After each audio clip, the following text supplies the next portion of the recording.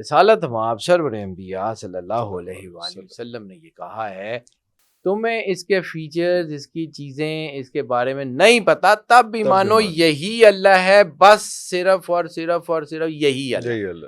صلو علیہ وسلم تسلیما، سلام اور درود۔ جب آپ جو ہے نا قرآن پاک پڑھیں ترتیب سے، کچھ نہیں ہوگا، 10 دفعہ قرآن پاک روز ختم کر لیں، کوئی انرجی امبیلنس نہیں ہوگا۔ انہوں نے کہا آدھی رات کے وقت تم تیل لینے آ گئی ہو۔ انہوں نے کہا بہرام اگر قسمت تیرے دروازے پہ لے ہی آئی ہے نا ڈانٹنا۔ اس نے کہا کہ محمد رسول اللہ کی اولاد میں سے ہوں، تیرا لنگر ہمارے لیے نہیں تھا، میں اسے نہیں لے سکتی تھی۔ رسول اللہ کی اولاد کا احترام کرو۔ اگر آپ درود 10 ارب دفعہ بھی پڑھ رہے ہیں اور رسالت مآب کی اولاد کا احترام نہیں کر رہے تو کچھ بھی نہیں ہے، کوئی عبادت نہیں ہے۔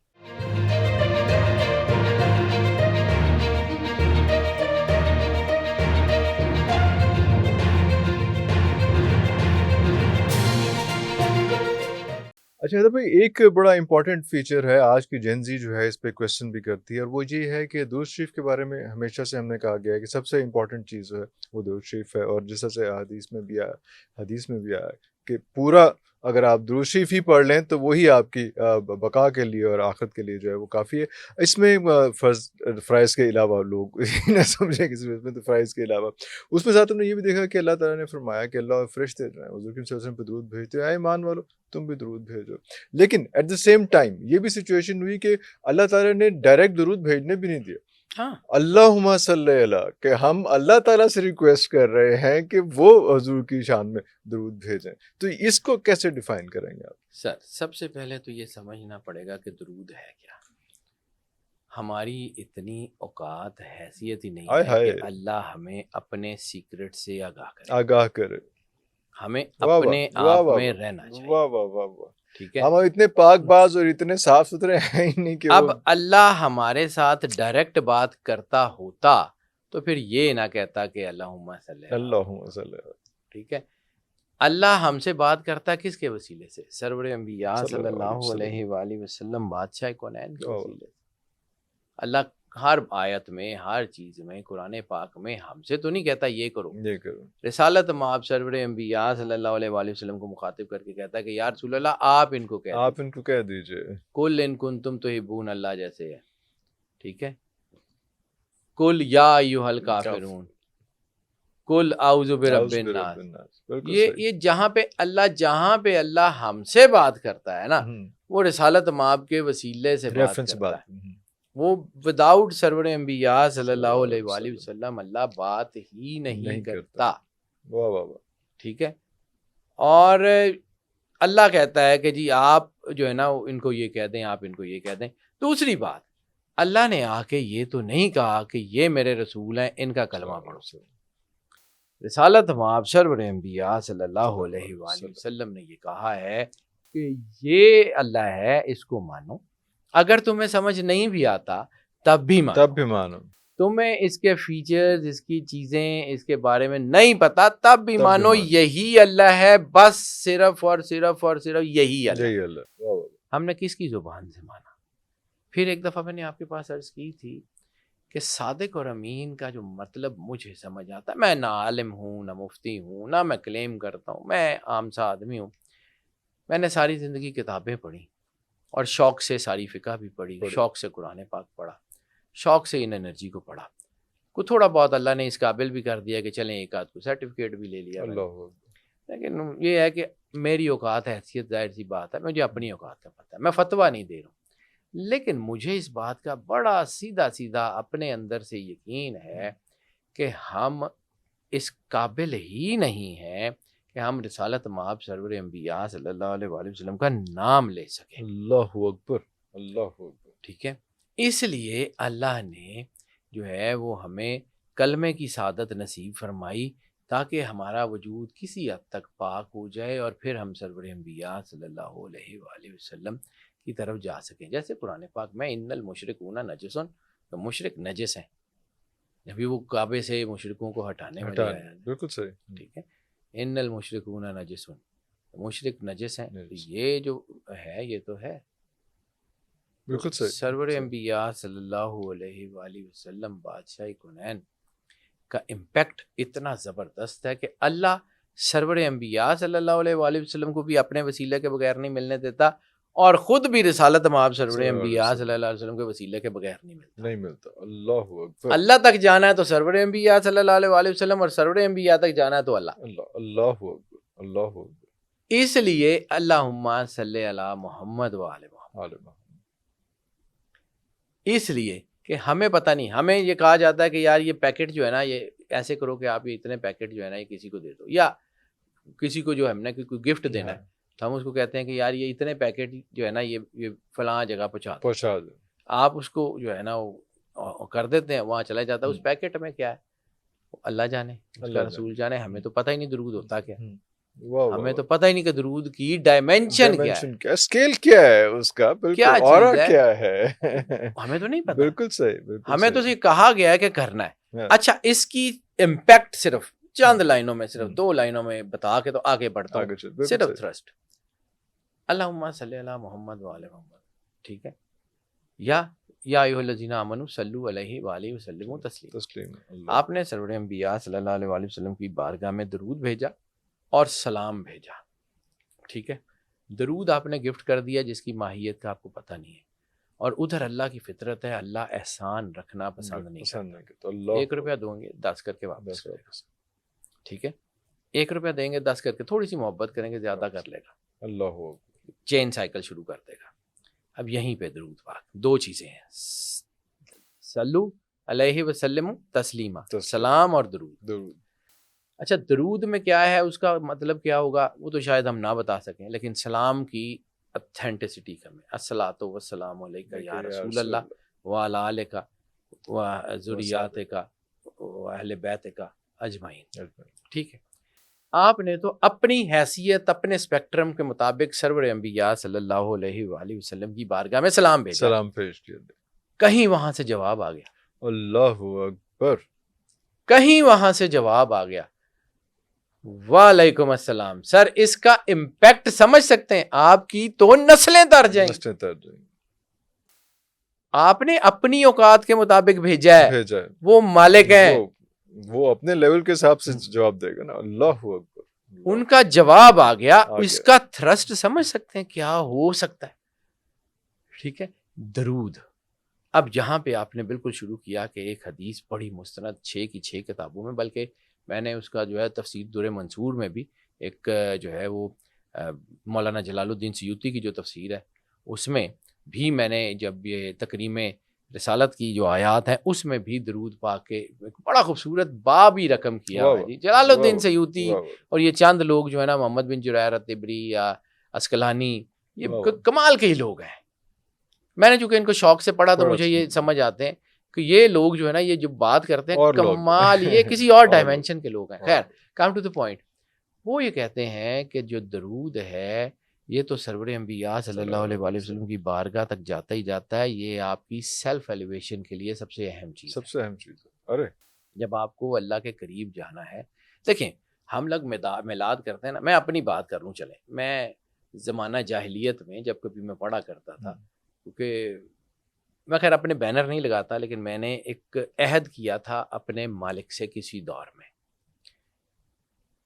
عموماً اس کے اوپر بات نہیں کرتا، لیکن پتہ نہیں کیوں مجھے لگ رہا ہے کہ شاید مجھے یہ تھوڑی سی بات کسی کو سمجھانے کے لیے، کیونکہ یہ جو میں جس پوائنٹ پہ آ گیا ہوں نیچرلی میں اندر سے سوچ رہا ہوں کہ مجھے یہ بات کرنی چاہیے یا نہیں کرنی چاہیے، پتہ نہیں. مالک اس کو سیلف پریزنگ میں نہ لے، میں سیلف پریزنگ سے ڈرتا ہوں جی. میں عام سا آدمی ہوں، میں بڑا جو ہے نا وہ کمی لیکن اس بات سے ہو سکتا ہے بہت سے لوگوں کو تھوڑا سا راستہ مل جائے. تھوڑی سی میں اپنی زندگی میں میری جو برتھ ہے وہ that is in a خانقاہی system. ہم لوگ شاہ یوسف گردیز کی اولاد ہیں. ٹھیک ہے، میرے دادا جی واز ویری سینئر بیوروکریٹ، لیکن ہی واز اے سینٹ. پیر بھی تھے اور وہ بڑے، میں نے ان سے سیکھا. سر میں جب 8ویں کلاس میں تھا، 7ویں 8ویں میں تھا، اس وقت بھی ہمارے گھر میں یہ عبادات چلے اور یہ بہت کچھ تھا. میں 8ویں کلاس میں تھا، میں بڑا پوتا تھا، تو دادا وہ مجھے اکثر بتاتے تھے اے پڑھ لے، اے دیوا جلا، ایسا انصار کرید ہے. تو میں 8ویں کلاس میں اللہ کو حاضر ناظر جان کے کہتا ہوں، پاک رسول اللہ کو حاضر ناظر جان کے کہتا ہوں کہ میں اس وقت بہت بڑا عامل تھا. ارے دعائے سیفی، حزب البحر، اور اس وقت تک 109 قرآن پاک کی صورتوں کی میں زکوٰۃ دے چکا تھا۔ اللہ سورہ مزمل 1100 مرتبہ 2 رکعت نماز نفل میں پڑھ کے صبح سویا کرتا تھا۔ کو 2.5 سال تو بلا ناغہ میں نے یہ کام کیا، 550 دفعہ ایک رکعت میں اور 550 دفعہ دوسری رکعت میں، 3-4 گھنٹے لگتے تھے مجھے یہ نماز مکمل کرتے ہوئے، لیکن یہ میں کر لیا کرتا تھا۔ پھر زندگی میں اللہ نے موقع دیا خانہ کعبے میں زندگی میں پہلی مرتبہ جانے کا۔ اللہ جب خانہ کعبے میں پہلی مرتبہ گیا تو اندر کسی نے بول کے کچھ سمجھایا۔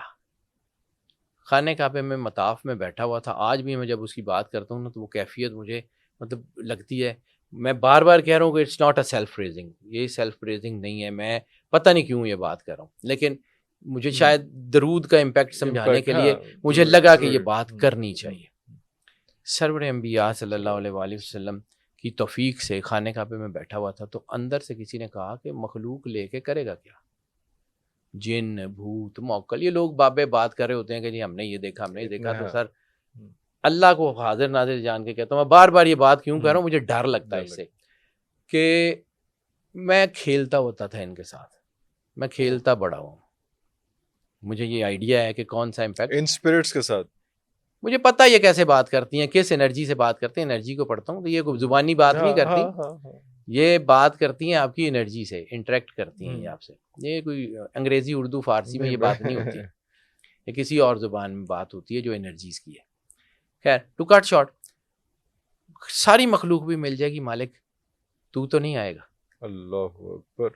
خانہ کعبے کی طرف دیکھ کے مالک کو کہا کہ مالک آج کے بعد میری طرف سے توبہ، آج کے بعد یہ جنات، یہ موکلات، یہ پڑھائیاں، یہ ورد، یہ نہیں کروں گا، یہ ختم، تیرے سے آج یہ وعدہ کر کے جا رہا ہوں۔ ایج بھی کچھ زیادہ نہیں تھی، یعنی 8ویں کلاس میں عامل تھا تو اس وقت میں فرسٹ ایئر سیکنڈ ایئر میں تھا، یعنی زیادہ لمبی بات نہیں، بہت سال پہلے کی بات۔ تو میں اس وقت اس کو وہاں پہ توبہ کی، جتنی میرے پاس جو چیزیں تھیں وہ میں نے چھوڑ دی، یعنی وہ ایسی پڑھائی ہوتی ہے جس کے ساتھ ہی آپ ان کو آزاد کر دیں، ریورس ہوتی ہے۔ تو میں نے وہ خانہ کعبے کے مطاف میں بیٹھ کے وہ سارا کچھ کیا اور جو کچھ تھا وہ ضائع کر دیا۔ اندر سے ایک ہاتھ بھی پڑا کہ یار اتنے سال دی کمائی، اتنی محنت، ظاہر سی بات ہے 4-4 گھنٹے وہ میرے وہ جو ہے نا وہ گٹے سوج جاندے سن کھلو کھلو کے، وہ میں پڑھنا، دیا جلانا رات کو دن کو، وہ ایک پورا میں نے کیا ہوا تھا۔ اندر سے ایک ہاتھ ضرور پڑا کہ یار یہ اتنی ایفرٹ کی چھوڑ دیا، لیکن جس دن میں اس کے بعد آیا ہوں نا اس دن مالک نے راستہ کوئی اور دیا۔ اللہ اکبر۔ اس دن مجھے سمجھ آئی کہ آپ ساری دنیا کی جو بھی پڑھائی کر لیں، وہ اندر سے کسی نے پھر اسی بات کہا کہ درود پاک پڑھنا شروع کر دو۔ واہ واہ واہ۔ میں نے اس کے بعد صرف درود پاک پڑھا، اللہ اکبر، سوائے درود پاک کے، یعنی میں نے انرجیز کو پڑھتا ہوں۔ یہ چیپٹر سے ہم باہر نکل گئے ہیں لیکن یہ بات ایسی ضروری ہے کہ جب آپ جو ہے نا قرآن پاک پڑھیں ترتیب سے، کچھ نہیں ہوگا، 10 دفعہ قرآن پاک روز ختم کر لیں، کوئی انرجی امبیلنس نہیں ہوگا۔ درود پاک 10 لاکھ دفعہ روز پڑھ لیں، کوئی انرجی امبیلنس نہیں ہوگا، یہ اللہ نے بیلنس کر کے بھیجا۔ اللہ، نفل 10,000 نفل روز کے پڑھ لیں، کچھ نہیں ہوگا۔ لیکن whenever you pick and choose from قرآن پاک، whenever you pick and choose energies اللہ کے اسماء الحسنہ میں سے، تو آپ کو آئیڈیا ہی نہیں ہے کہ اس کی انرجی آپ کی انرجی کے ساتھ انٹریکٹ کیسے کرے گی۔ اب آ جاتے ہیں اسی طرف جس طرف میں لانا چاہ رہا تھا، یہ ضمناً لمبی بات ہو گئی، لیکن جب آپ خالق کے ساتھ جڑتے ہیں اور مخلوق سے ہاتھ اٹھاتے ہیں نا تو اللہ راستہ دیتا ہے، وہ راستہ درود پاک سے نکلتا ہے، اللہ وہ راستہ، وہ ہدایت، وہ سرور انبیاء صلی اللہ علیہ وآلہ وسلم کی اتباع سے نکلتی ہے اور کہیں سے نہیں نکلتی۔ یہ جو ہے نا یہ کہانیاں ہی ہوتی ہیں کہ جی وہ انے جن تھے انے جن، میں مطلب کھیلنا چھوڑا ہے سر، بھولا تو نہیں ہوں، جاننا تو نہیں چھوڑا۔ بہرحال سرکار ختمی ہے مرتبہ بادشاہ کونین کے پاس ایک صحابی تشریف لائے، کیونکہ میں اسی کے ضمن میں کہ آپ نے درود پاک جو ہے نا وہ کس طرف کرنا، ایک صحابی تشریف لائے حضرت جناب سعید خدری، بڑی مستند حدیث ہے بخاری میں بھی۔ اب وہ میں پیپر جو ہیں وہ اس کے اوپر اس لیے نہیں نکالتا، بعض اوقات میں حدیثوں کے نمبر لکھے ہوتے ہیں لیکن ابھی میں اس کے اوپر بات نہیں کر رہا ہوں، ضمناً بات کر رہا ہوں۔ وہ آئے تشریف لائے کہ یا رسول اللہ میں فلاں فلاں فلاں چیز پڑھتا ہوں، آپ نے کہا اگر تم درود پڑھو تمہارے لیے بہتر ہے۔ کہ یا رسول اللہ ایسا کرتا ہوں، آدھا دن درود پڑھ لیتا ہوں، آدھا دن باقی چیزیں پڑھ لیتا ہوں۔ کہا اگر تم درود پڑھو تمہارے لیے بہتر ہے. میں نے کہا یا رسول اللہ پھر میں ایسے کرتا ہوں کہ جو ہے وہ چوتھائی حصہ باقی جو ہے نا فرائض کے علاوہ باقی سارا کچھ پڑھ لیتا ہوں اور 3 حصے میں درود پڑھ لیتا ہوں. سرکار نے پھر ریپیٹ کیا کہ اگر تم درود پڑھو تمہارے لیے بہتر ہے. That becomes 100%. انہوں نے کہا کہ یا رسول اللہ اگر میں صرف درود پڑھوں تو فرمایا یہ تمہارے لیے بہت کافی ہے. بہت اللہ اکبر. یہ تمہارے لیے بہت کافی ہے. بہت کافی. استغفار، روٹی، رزق، جی فلاں آیت فلاں رزق کے لیے، فلاں محبت کے لیے، فلاں محبت کے لیے. درود پاک میں سارا کچھ ہے. درود پاک کائنات کی سب سے بڑی طاقت. One window operation. Yes sir. اللہ اکبر. اب میں نے وہیں سے شروع کیا تھا کہ آپ کو پتہ ہی نہیں درود پاک میں کیا ہے. آپ نے اللہ کو بس کہیں جانا ہے. کہیں جانا. اللہ اکبر. اللہ نے دہی جانا. دہی جانا. واہ واہ واہ واہ واہ واہ. آپ رسالت مآب سے محبت کا ایک چین سائیکل شروع کر لیں گے، یہ چھوڑتے ہی نہیں ہے. جن سے یہ محبت کریں گے اس کو گرنے نہیں دیں گے. سر آپ کسی سے تھوڑی سی محبت کریں، آپ اس کا دھیان نہیں رکھتے کہ اس کو جو ہے یہ چاہیے، اس کو یہ چاہیے، اس کے لیے یہ لینا ہے، اس کے لیے یہ کرنا ہے. پھر میں ایک اور مثال کے طور پہ میری باتیں جو ہے نا ادھر ادھر نکل جاتی ہیں، لیکن ہماری زندگی میں سب سے اہم چیز تو نکاح ہے نا. سرور انبیاء صلی اللہ علیہ وآلہ وسلم نے فرمایا نکاح سنتی فمن رغب عن سنتی فلیس منی. نکاح میں ہم کرتے کیا ہیں کہ اپنے جو ہے وہ ایک کسی شخصیت کے ساتھ ایک پیکٹ کرتے ہیں اللہ اور اس کے رسول کو حاضر ناظر جان کے کہ اب زندگی ان کے ساتھ گزارنی. اولاد ہوگی تو اس کے لیے چاہے جتنی محنت کرنی پڑے، 4 نوکریاں کرنی پڑیں، 4 بزنس کرنے پڑیں، کمائیں گے اور ان کی ضرورت پوری کریں گے. ہم نے جس کو اللہ اور رسول کے سامنے حاضر ناظر جان کے اپنی زندگی میں شامل کیا اس کے لیے تو ہم ساری زندگی گزار دیتے ہیں. اور جس کو حاضر ناظر جان کے یہ کیا، جو کلمہ یہ صرف پڑھنا ہی تھا یا کلمے کے لیے کچھ اور کرنا بھی تھا؟ کیا کلمے کے لیے سرور انبیاء صلی اللہ علیہ وآلہ وسلم کے لیے کچھ کرنا تھا؟ اب جو بالکل پہلا شروع کا پوائنٹ میں نے ادھورا چھوڑا تھا کہ درود پاک جو ہے وہ اس کا امپیکٹ کیا ہے، کیا آئے گا. ٹھیک ہے، تو یہ سوال کسی نے کیا کہ مولا علی علیہ الصلوۃ والسلام سے، کوفے میں آپ تشریف فرما تھے. کسی نے کہا کہ علی مجھے اللہ کی سمجھ نہیں آتی، مجھے اللہ سے ایک گلہ ہے. کہ کیا؟ انہوں نے کہا مجھے یہ نہیں سمجھ آتی کہ ایک طرف تو اللہ رسالت مآب سرور انبیاء صلی اللہ علیہ وآلہ وسلم سے محبت کا دعویٰ کرتا ہے اور کلمے میں اپنا نام آگے رکھا ہوا ہے رسالت مآب کا پیچھے. پہلے اللہ کی گواہی ہے پھر رسالت مآب کی ہے، یہ کیا ہے؟ تو اس کا جواب وہی جو میں نے بالکل شروع میں کہا تھا. مولا علی نے مسکرائے اور کہا کہ تجھے اس بات کی سمجھ نہیں آئی. اللہ چاہتا ہے کہ تم اپنی ناپاک زبانوں سے سرور انبیاء کا نام مت لو، پہلے میرا نام لو، اپنی زبان کو پاک کرو اور پھر سرور انبیاء صلی اللہ علیہ وآلہ وسلم کے نام کی گواہی دو. اللہ اکبر. سر روحانیت کے لوگ اس بات کو سمجھتے ہیں کہ فنا فی اللہ فنا فی الرسول سے بڑی آسان منزل ہے. فنا فی الرسول بہت بڑی منزل ہے، فنا فی اللہ اس کی نسبت بہت آسان منزل ہے. یہ پھر کبھی صحیح کبھی زندگی رہی تو اس کے اوپر بات کریں گے. کم ٹو دا پوائنٹ کہ درود پاک اتنی بڑی ہے. درود پاک کرتا کیا ہے؟ اب 2 فرشتے ہیں. میں پھر سائنٹیفکلی اور انرجی کو دونوں کو سامنے رکھ کے پھر ایک تھوڑا سا سائنٹیفک بات کر لیتا ہوں، اس کے بعد اس کے امپیکٹس کے اوپر بات کرتا ہوں. 2 فرشتے، ایک کا کام ہے اچھائیاں لکھنا، ایک کا کام ہے برائیاں لکھنا. جب یہ والا فرشتہ کام کر رہا ہوتا ہے تو یہ والا خاموش ہوتا ہے. آپ اچھائی کر رہے ہیں تو برائی والا فرشتہ برائی تو نہیں لکھ رہا ہوگا. آپ برائی کر رہے ہیں تو اچھائی والا فرشتہ اچھائی نہیں لکھ رہا ہوگا. ٹھیک ہے، درود واحد ایسی عبادت ہے جس میں دونوں مصروف ہیں. اللہ اکبر. وہ کیسے؟ یہ آپ کی نیکیاں لکھ رہا ہے، یہ برائیاں مٹا رہا ہے. برائیاں مٹا رہا. اللہ.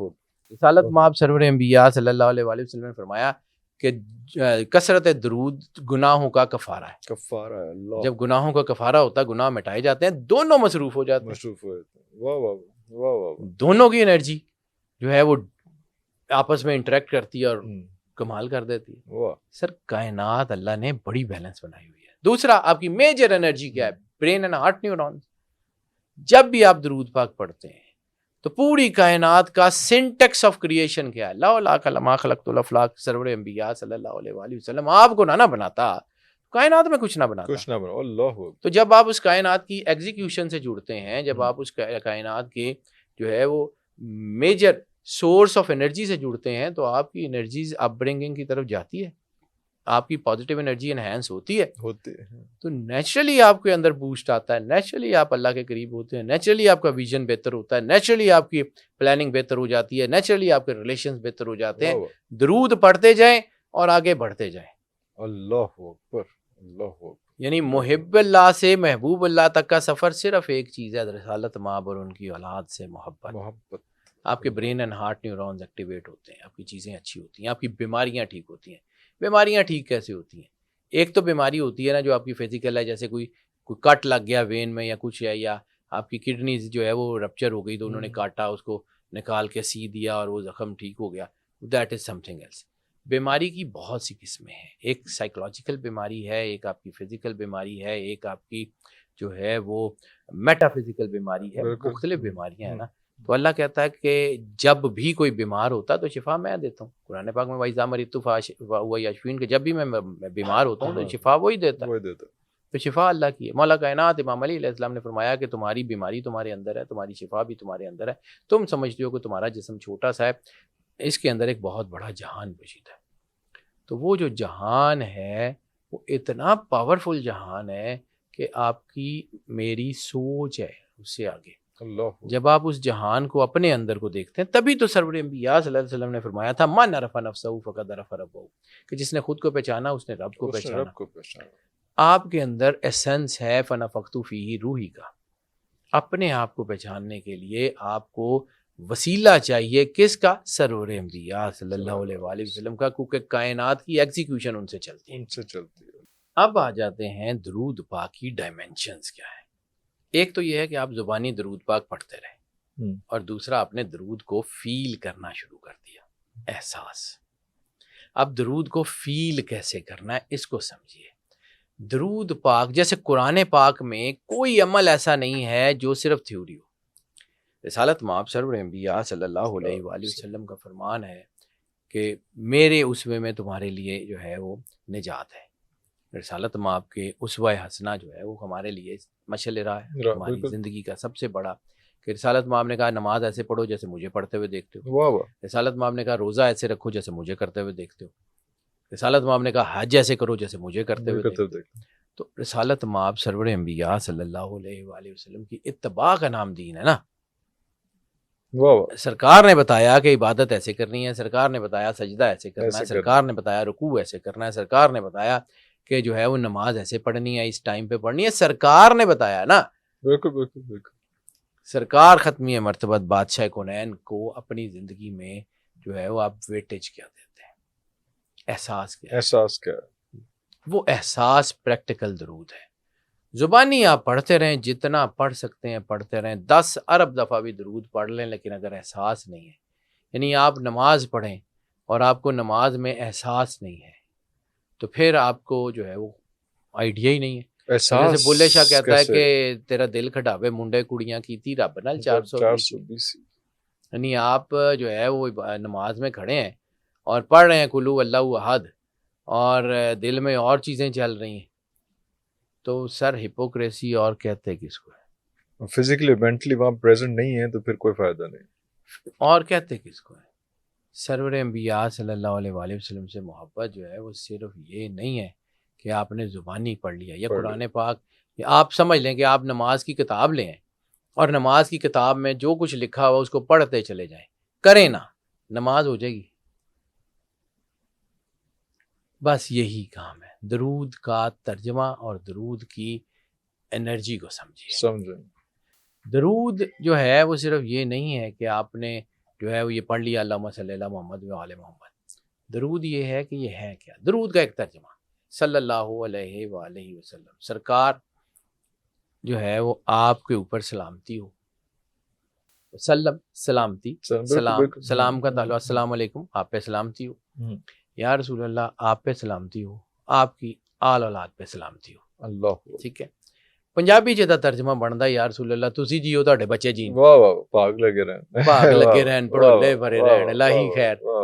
یہ اصل میں یہ رسالت مآب سرور انبیاء سے والہانہ محبت جو ہے یہ اس طرف چلتی ہے. اب اگر آپ رسالت مآب سرور انبیاء سے محبت کے دعوے دار بھی ہیں اور رسالت مآب کی اولاد کی تکریم بھی نہیں کرتے, یعنی آپ کسی کو یہ کہیں کہ جی میں آپ کے ساتھ تو میرے بڑے اچھے تعلق ہیں لیکن آپ کے بچے نہیں، تو کتنی دیر؟ آپ کبھی کسی کے گھر میں بالکل ریشنل لیول کے اوپر بات کر رہا ہوں، بالکل ریشنل لیول، ہم روزمرہ جو کام کرتے ہیں، کسی کے گھر جائیں، کسی کے بڑوں کو پیسے کو گفٹ نہ دے سکیں تو آتے ہوئے بچے کے ہاتھ میں پیسے رکھ جاتے ہیں. بالکل ایسے، بالکل ایسے، بالکل ایسے. اسی کے تناظر میں کل لا اسلکم علیہ اجرا الا مودۃ فی القربہ کی آیات سمجھ آتی ہیں آپ کو؟ رسالت مآب نے کیوں کہا سادات کی تکریم کا، کیوں کہا کہ ہؤلاء اہل البیت، کہ اے اللہ یہی میرے اہل بیت ہیں، کیوں کہا اللہم والا من والاہم، اے اللہ ان سے محبت کر جو ان سے محبت کرے، اللہم آدا من آداہم، اے اللہ ان سے دشمنی کر جو ان سے دشمنی کرے. تو کیا سرور انبیاء صلی اللہ علیہ وآلہ وسلم کے لفظ اللہ رد کر دے گا؟ کیا سرور انبیاء صلی اللہ علیہ وآلہ وسلم کی دعائیں اللہ قبول نہیں کرے گا؟ کیا یہ آپ سمجھتے ہیں کہ رسالت مآب سرور انبیاء صلی اللہ علیہ وآلہ وسلم کا سٹینڈرڈ، وہ لیول جو 1,24,000 نبیوں کو جو نصیب ہی نہیں ہوا، وہ سرور انبیاء صلی اللہ علیہ وآلہ وسلم کو وہ جو سٹینڈرڈ اللہ نے عطا فرمایا ہے، وہ کیا ہو سکتا ہے؟ ایک طرف تو آپ ان سے محبت کریں، تو پھر کبھی اپنے آپ سے شیعہ سنی وہابی ہوئے بغیر صرف یہ کوشچن کیجئے گا کہ جب رسالت مآب کے بچے شہید ہو رہے تھے کربلا میں، جب رسالت مآب کی غیرت پہ ہاتھ ڈالا جا رہا تھا، جب بیویوں کی چادریں اتاریاں جا رہی تھی، اللہ کیا کر رہا تھا؟ آپ کسی سے تھوڑی سی محبت کریں، اس کی طرف کوئی آنکھ اٹھا کے دیکھے، آپ کا دل کرتا ہے چیر کے گزر جائیں. اللہ کو سرور انبیاء صلی اللہ علیہ وآلہ وسلم بادشاہ کونین سے کس کے لیول کی محبت تھی، جس نے اول سے لے کے آخر تک الف لام میم سے والناس تک سرور انبیاء صلی اللہ علیہ وآلہ وسلم کی تکریم کے گرد قرآن بول دیا. وہ کیا کر رہا تھا، وہ کیا کرے گا، وہ کیا چھوڑے گا، وہ کیا نہیں چھوڑے گا. سر مجھے تھوڑا سا ایک واقعہ کی یاد ہے، عبداللہ ابن ابی، میں نے اس کو پڑھا، مجھے نا وہ عبداللہ ابن ابی جو ہے نا وہ عجیب سی کنڈیشن ہے اس کے بارے میں، رسالت مآب کا بدترین دشمن، کوئی موقع اس نے جانے نہیں دیا رسالت مآب سرور انبیاء صلی اللہ علیہ وآلہ وسلم کو اذیت دینے کا. اب رسالت مآب ہے رحمت للعالمین، یہ دشمنوں پہ بھی رحمت ہے، لیکن اللہ یہ برداشت نہیں کرتا کہ رسالت مآب کو اذیت دینے والے کو میں نے چھوڑ دے. بالکل صحیح. اب اللہ بھی تو محبت کرتا ہے نا. اب یہ دونوں اسپیکٹرم سامنے رکھیے گا. عبداللہ ابن ابی فوت ہو گیا، فوت ہو رہا ہے، بیٹا اس کا مومن ہے، صحابی ہے، آگے رسالت مآب سرور انبیاء صلی اللہ علیہ وآلہ وسلم. کعب بن ابی کی بات کر رہا ہوں. جناب کعب بن ابی جو ہے عبداللہ ابن ابی کا جو ہے وہ بیٹا ہے، اس کے دادے کے نام پہ اس کا نام ہے، ٹھیک ہے. اس نے جو ہے وہ آگے رسالت مآب سرور انبیاء صلی اللہ علیہ وسلم کے پاس کہ یا رسول اللہ میرا باپ دشمن ہے آپ کا، میں آپ کو یہ نہیں کہوں گا اس کو معاف کر دیں، لیکن یا رسول اللہ وہ فوت نہیں ہو رہا، وہ اذیت میں ہے، وہ تڑپ رہا ہے، میں بیٹا ہوں میرے سے دیکھا نہیں جاتا، یا رسول اللہ بس یہ کر دے مر جائے. یعنی اس بیٹے کی سائیکولوجیکل سٹیٹ سمجھ سکتے ہیں. بالکل صحیح. ایک طرف وہ شدید محبت کرتا ہے رسالت مآب سے، دوسری طرف اس کا باپ ہے. اس آیا کہتا یا رسول اللہ میرے سے دیکھا نہیں جاتا، بس آپ دعا کریں مر جائے، اذیت میرے سے دیکھی نہیں جا رہی. رسالت مآب کیا کہتے ہیں کہ ٹھیک ہے ہو جائے گا، نہیں، اپنا پہنا ہوا کرتا اتارا. رحمت للعالمین کا اندازہ چیک کر سکتے ہیں. اپنا پہنا ہوا کرتا اتارا، اسے کہا کہ جا باپ کو پہنا، باپ کو پہنایا، باپ کی جان نکل گئی. اب وہ دشمن ہے سرور انبیاء کا. رسالت مآب اس کی قبر پہ دعا کرنے کے لیے بھی پہنچ گئے. وہی آئی، اللہ نے کہا یا رسول اللہ اینو نہیں چھڑنا، آپ اس سے ہٹ جائیں، آپ ہٹ جائیں، آپ اس کی قبر سے ہٹ جائیں. اللہ اکبر. یہ اس کو چیک کیا کہ اللہ نہیں چھوڑتا. درود پاک پریکٹیکلی کرنا پڑتا ہے. ایک پتھر کا ذکر ہے قرآن پاک کے آنے سے 4000 سال پہلے. ایک کتاب ہے مساک النبیین، اس میں ذکر ہے کہ عیسیٰ علیہ السلام کا جو ہے وہ جہاں پہ بیت اللحم میں آپ دنیا میں تشریف لائے، وہاں پہ ایک پتھر تھا، اس کے اوپر کچھ لکھا ہوا تھا ہیبریو زبان میں. وہ پتھر آج بھی جو ہے وہ مسجد براسا میں بھی موجود ہے، اس کے اوپر بھی لکھا ہوا ہے. وہ 4000 سال قرآن پاک یعنی سرور انبیاء صلی اللہ علیہ وسلم کی نبوت سے بھی تقریباً 4000 سال پہلے کا پتھر ہے. اور اس کے کئی ہزار سال بعد عیسیٰ علیہ السلام جب دنیا میں تشریف لائے تو وہ پتھر جو تھا اس کے اوپر بی بی مریم کو حکم ہوا تھا کہ عیسیٰ کو اس کے اوپر لٹا. یہ وہی پتھر تھا جس کے نیچے ایک کنواں تھا. جب مولا علی علیہ السلام وہاں سے گزرے تو آپ نے اس کے اوپر ہاتھ رکھا تو وہ پتھر ہٹ گیا، وہاں سے کنواں نکلا. تو ایک راہب جو تھا وہ دیکھ رہا تھا، اس نے کہا کہ یہ کنواں تو یا کسی نبی کے ہاتھ سے کھلتا ہے یا اس کے وسیع کے ہاتھ سے کھلتا ہے، آپ نبی ہیں یا وسیع ہیں. اس نے اسلام قبول کیا تھا. یہ پوری یہ بات میں جاؤں، وہ اس پتھر کے اوپر ایک جملہ لکھا ہوا ہے امام حسین علیہ السلام کے آنے سے 4000 سال پہلے. اس پہ لکھا ہوا تھا کہ وہ لوگ جو حسین کو جو ظلم کے ساتھ شہید کرتے ہیں وہ اس کے جد سے جو ہے وہ شفاعت کی توقع کیسے رکھیں گے. 4000 سال پہلے سر. مساک النبیین بہت بڑی کتاب ہے، اس کی جلد اول میں یہ ذکر ہے اور یہ اس پتھر کی جو ہے وہ تصویر بھی موجود ہے. اس پہ ہیبریو میں لکھا ہوا ہے جس کا ترجمہ اب کیا گیا ہے کہ جو ہے وہ اس کے جو شبیر جو ہے نا وہ ہیبریو کا نام ہے کہ جو جن لوگوں نے جو ہے وہ ظلم کے ساتھ شبیر کو شہید کیا ہے وہ اس کے جد سے شفاعت کی توقع کیسے رکھیں گے. رسالت مآب صرف آج نبی نہیں ہوئے، 40 سال کے بعد نبوت کا اعلان نہیں ہوا. عیسیٰ علیہ السلام تو ماں کی گود میں جو ہے وہ کہیں کہ انی عبداللہ آتانی الکتاب کہ میں اللہ کا بندہ ہوں، اس نے مجھے کتاب دی ہے، والحکمت اور حکمت دی ہے، وجعلنی نبی اور مجھے نبی بنایا ہے. عیسیٰ علیہ السلام تو ماں کی گود میں یہ اعلان کریں اور عیسیٰ جس کی وجہ سے عیسیٰ ہے اس کو پتہ ہی نہیں. سر ہم اپنے عقیدوں کو بھی تھوڑا سا شفل کریں، شیعہ سنی وہابی کی بات نہیں کریں، ٹھیک ہے. اب جہاں پہ میں لانا چاہ رہا تھا، جس پوائنٹ کے اوپر لانا چاہ رہا تھا، اگر آپ کو اس گھر کی تکریم کا پتہ نہیں ہے، رسالت مآب نے کیا کہا تھا کہ ہماری خوشیوں میں خوش ہوا کرو، ہمارے غموں میں غمگین ہوا کرو. رسالت مآب نے کیا کہا تھا کہ تم میں سے اس وقت تک کوئی بھی مومن نہیں ہو سکتا جب تک کہ میں محمد مصطفیٰ اس کی جان، اس کے مال، اس کے ماں باپ، اس کی اولاد، اس کے بہن بھائیوں، حتیٰ کہ اس کی جان سے بھی زیادہ اور اس کی ہر چیز سے بھی زیادہ اس کو محبوب نہ ہو. ٹھیک ہے. ایک اور حدیث، غدیر کے میدان میں سرور انبیاء صلی اللہ علیہ وسلم نے جو خطبہ شروع کیا، کہاں سے شروع کیا کہ کیا میں تم لوگوں پہ تمہاری جانوں کا تم سے زیادہ حقدار نہیں ہوں؟ تم لوگوں پہ تمہاری جانوں سے زیادہ میں اس کا حقدار نہیں ہوں. تو سارے صحابہ کرام 1,34,000 1,36,000 صحابہ کا مجمع ہے غدیر میں. کیا کہا تھا؟ یا رسول اللہ بے شک. اس کے بعد آپ نے شروع کیا تھا من کنت مولا فآدم علی مولا کہ جس کا میں مولا اس کا علی مولا. اس خطبے کا بالکل پہلا یہ ہے کہ جب آپ سرور انبیاء صلی اللہ علیہ وآلہ وسلم کو اپنی ذات میں اپنے آپ سے زیادہ حقدار سمجھتے ہیں تو پھر درود پاک بھی سب سے زیادہ حقدار ہے کہ اس کا احساس کیا جائے، ان کی اولاد کا احساس کیا جائے. میں نے اکثر یہ واقعہ سنایا، بالکل چھوٹا سا کر کے سنا دیتا ہوں، بالکل ایٹ دی اینڈ آف اس کو کنکلوڈ کرتے ہوئے.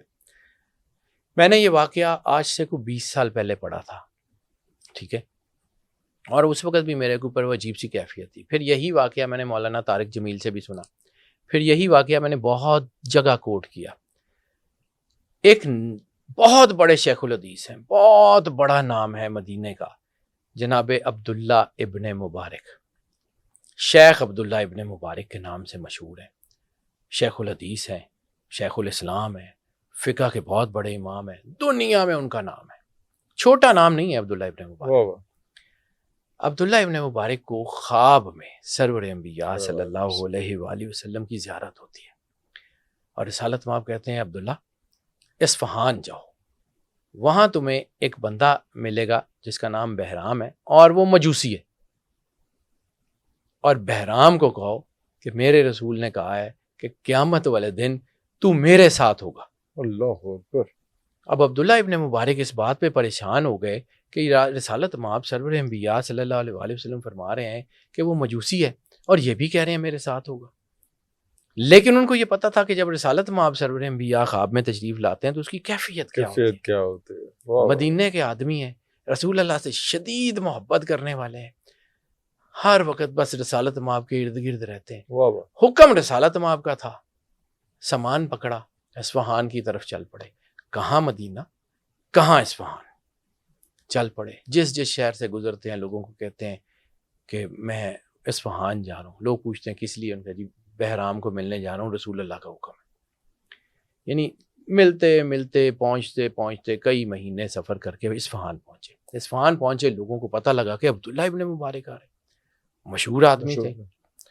لوگوں نے بہت استقبال کیا، ان کا جی ادھر کس طرف تشریف لایا؟ ان کا جی بہرام سے ملنے آیا ہوں۔ کوئی آدمی ہے یہاں اصفہان میں بہرام؟ اس کا ہاں ہے، اصفہان کا سب سے بڑا تاجر ہے۔ پھر ایک یقین ہو گیا کہ رسالت مآب نے جو کہا ہے بالکل ٹھیک ہے۔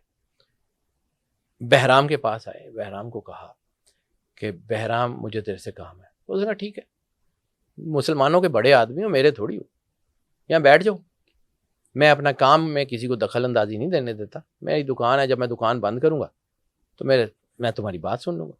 آپ بیٹھ گئے، سارا دن یہ سوچتے رہے کہ کون سا ایسا کام یہ کرتا ہے جس کے بارے میں رسالت مآب سرور انبیاء صلی اللہ علیہ وآلہ وسلم نے کہا ہے کہ بہرام قیامت والے دن میرے ساتھ ہوگا۔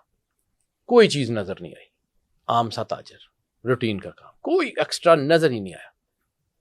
شام کو جب اس نے دکان بند کی، وہ پاس آیا، اس نے کہا ہاں جی اب بتائیے۔ میں نے کہا جی میں تیرے سے علیحدہ میں کوئی بات کرنا چاہتا ہوں۔ اس نے کہا ٹھیک ہے۔